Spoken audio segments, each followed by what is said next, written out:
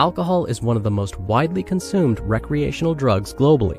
If you're one to socialize with alcohol post-training, have a beer and then some to celebrate a sporting win or as part of a team bonding sesh, you're most certainly not alone.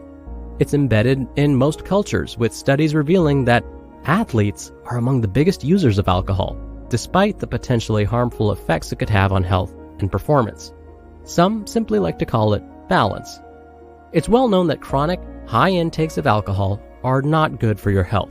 So, what amount of alcohol in the short term will truly put your efforts in the gym to waste? Muscle growth.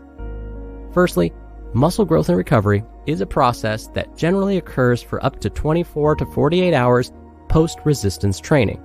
It is optimized by consuming adequate energy, meaning calories, and high-quality protein and getting sufficient rest while following a structured strength or resistance training program. So, how could alcohol impair muscle growth? Theoretically, there are a lot of ways that consuming alcohol can negatively impact your potential to grow muscle, particularly if you're wanting to optimize how much muscle you can gain. These factors can include direct mechanisms on a physiological and biochemical level, as well as more indirect factors or flow-on effects regarding common behaviors associated with drinking. 1. Decreased muscle protein synthesis. A systematic review of the acute effects of alcohol on recovery following resistance exercise found that alcohol can lead to increased cortisol levels, decreased testosterone levels, decreased plasma amino acids, and reduced rates of muscle protein synthesis. Reduced muscle protein synthesis is influenced in a dose and time-dependent manner following resistance exercise by suppressing muscle growth signaling. Decreased muscle protein synthesis relates to slower recovery times, potentially impacting your strength adaptations and the quality of your subsequent training sessions. 2. Hormonal effects. The dosage of alcohol and timing is further explored in a small study involving 8 male participants.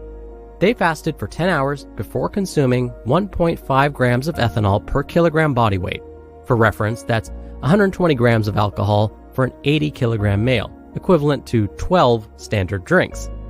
Testosterone levels significantly decreased in all participants 10 to 20 hours after drinking, with this effect being more pronounced in the participants that suffered the most severe hangover.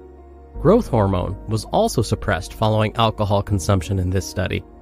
Since muscle growth and recovery last for 24 to 48 hours post-resistance training, reduced levels of testosterone and growth hormone may negatively impact muscle growth potential. So we may want to reconsider a big night drinking even within a day of our strength training sessions. Another study demonstrated a moderate intake of alcohol, meaning 30 to 40 grams, over a 3-week period was associated with slightly suppressed testosterone levels in men only.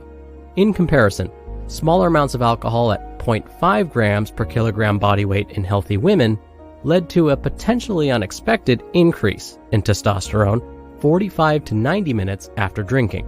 This was found to be most prominent in women using oral contraceptives. Testosterone levels also increased in men within the testicles after a low dose of alcohol, about 2 to 3 drinks. However, this increase in testosterone is likely not relevant to the process of muscle protein synthesis. From a broader fitness perspective, a 10-week intervention called the Beer High Intensity Interval Training Study looked at moderate doses of alcohol consumption of around 0.5 grams of alcohol per kilogram body weight in participants undergoing a high-intensity interval training program. It concluded that moderate and daily beer consumption does not seem to greatly affect muscular strength or other physical fitness parameters. While these studies don't necessarily replicate some of the more common lifestyles regarding alcohol intake and muscle growth, the results are still interesting to note. 3. Dehydration. Alcohol is a well-known diuretic that can negatively impact hydration status. Dehydration is suboptimal for muscle growth and recovery. Namely, muscle requires adequate blood flow for the delivery of sufficient oxygen and nutrients to repair and grow post-training. Since dehydration decreases blood volume, this could impair blood flow and nutrients to the muscles, theoretically creating suboptimal conditions for the process to occur. 4. Alcohol and sleep. Alcohol leads to poor sleep quality and reduces the positive impact that physical activity has on sleep quality. Reduced sleep in both length and quality can indirectly lead to suboptimal recovery, since sleep is known to be where the magic happens regarding training adaptations and muscle growth. And 5, alcohol made me do it. Alcohol not only influences your choice of whether to drunk text your ex or not, it can also influence your food choices, resulting in less than optimal choices that aren't exactly supportive of muscle growth. Alcohol can greatly impact your nutrition and lifestyle choices in the following days, when most of the muscle growth adaptations from training occur. Let's say you've just finished a Saturday morning gym sesh with your mates and decided to go out for a different kind of sesh afterwards. In the next 12 hours post-training, your only intake is pizza, chips, and alcohol, likely adding up to a very low protein intake. Add in a high intake of energy from saturated fats and carbohydrates, which can lead to excess consumption of total daily calories, on top of becoming dehydrated and sleeping poorly that night. Well, all of this sounds like a recipe for suboptimal muscle growth and recovery.